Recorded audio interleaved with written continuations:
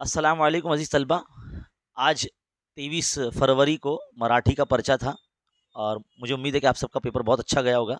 और मुझे जो है हमारे कुछ स्कूल के बच्चे भी मुझे मिले, स्टूडेंट्स मिले और उन्होंने कहा बताया कि सर लेक्चर से बहुत फ़ायदा हुआ और पेपर माशाल्लाह बहुत अच्छा गया।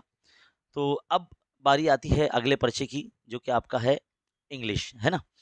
तो कहने की बात ये है कि अब जो पर्चा हो चुका है मराठी का, इसके ऊपर डिस्कस करना ये सही नहीं है ना?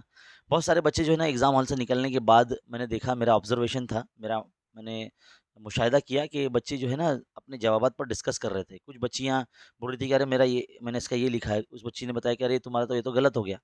तो भई इससे क्या होता है कि भई फिर आप परेशानी का शिकार हो जाते हैं, टेंशन लेते हैं और फिर उसका गम में आप मुब्तला हो जाते हैं कि भई मेरे इतने-इतने गलत हो गए, मेरे मार्क्स कम आएँगे, मैं फ़ेल ना हो जाऊँ, ऐसा सोचेंगे। तो इससे अच्छा है कि भई उसका सॉल्यूशन वगैरह आप बिल्कुल ना देखें। हाँ, कुछ लोग हैं यूट्यूब पर जो डालते रहते हैं पेपर के सॉल्यूशन, उनको सिर्फ़ व्यूज़ कमाने का है, सिर्फ़ एग्ज़ाम के दिनों में ही जो है उनके चैनल वगैरह चलते हैं।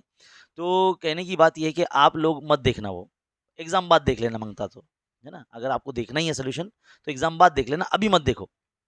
अभी आप जो है ना अगले पर्चे की तरफ जो है तवज्जो दीजिए।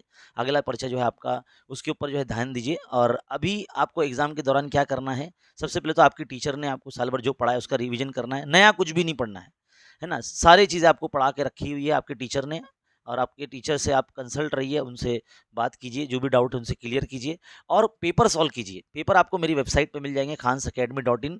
गूगल पे सर्च करेंगे तो आप मेरी वेबसाइट पे पहुँच जाएँगे ईज़िली। वहाँ जाइए और पेपर डाउनलोड करके पेपर सॉल्व कीजिए बस और कुछ भी मत कीजिए। आपको एग्ज़ाम से पहले ना एक अपना टाइम लगा के ना letter writing, dialogue writing, speech या पैराग्राफ राइटिंग, ट्रांसलेशन, ये सब जो है ना जितनी भी टॉपिक्स है आपको सब अच्छे तरीके से दिए गए टाइम लिमिट में हल करते आना चाहिए और जल्दी-जल्दी हल करते आना चाहिए। अनसीन पैसेज उसकी समरी कैसे लिखते हैं वगैरह-वगैरह। सीन पैसेज, पोएम्स, एप्रिसिएशन, ये सब चीज़ें ना हमने हमारे चैनल पे पढ़ा के रखी है। लाइव सेशन हमने पहले भी ले रखे हैं।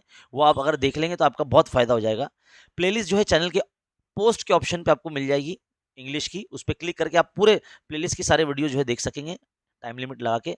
और मैंने हर साल जो है बोर्ड एग्ज़ाम से पहले मैंने लाइव क्लास ली है, वो आप देखेंगे तो अभी भी वो आपके काम आएगी क्योंकि वो एवरग्रीन वीडियोज़ हैं, बहुत मेहनत से हमने बनाया और पिछले सालों के पर्चे हमने सॉल्यूशन उसके अंदर करवाए हैं। अगर आप वो देख लेंगे तो आपको बहुत फ़ायदा होगा, ठीक है?